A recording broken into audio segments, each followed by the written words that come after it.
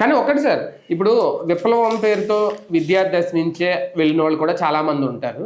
కానీ వాళ్ళు సందర్భాన్ని బట్టి, ఆయుధాలు బట్టి, తుపాకులు బట్టి ఎదురు కాల్పులు జరిపి ప్రాణాలు కోల్పోయిన వాళ్ళు చాలా మంది చూస్తాం. ఇప్పుడు అవన్నీ వదిలేసి వచ్చేస్తున్నారు అంటే ప్రభుత్వానికి భయపడా, లేదంటే వాళ్ళు కూడా జనారణ్యంలో బతకాలే మామూలు వ్యక్తుల్లా ఉండాలనా, వాళ్ళకి కల్పించే సదుపాయాలను బట్టి ఎందుకు వచ్చింది మార్పు? రెండు ఉన్నాయి. ఒకటి ప్రాణభయం, ఇక ప్రజలు నమ్మట్లేదు నెంబర్ 1.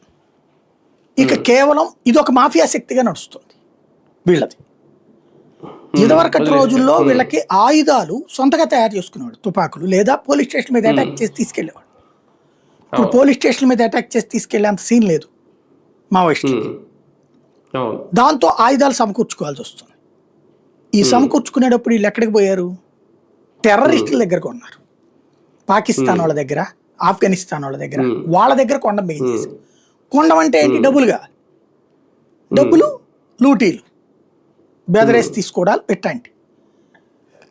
ఇవి తీసుకుంటున్నప్పుడు ఇదివరకు ఓ జెన్యూన్ రీజన్గా ఫీల్ అయ్యేవాడు. ఇప్పుడు ఇందులో వాటాలు పంచుకోవడం నేర్చుకున్నారు నాయకులు వాటాలు పంచుకుంటున్నప్పుడు కింద ఉన్నటువంటి వాడికి ఏం ఫీలింగ్ వస్తుంది? వాడు కొంత తింటం బిగించేస్తున్నారు. మీకు ఇది ఎప్పుడు నేను తేజాలో రిపోర్టర్ చేసి 2001లో 2002లోనో జనసేన ఇంటర్వ్యూ చేశాను. అమర్ అని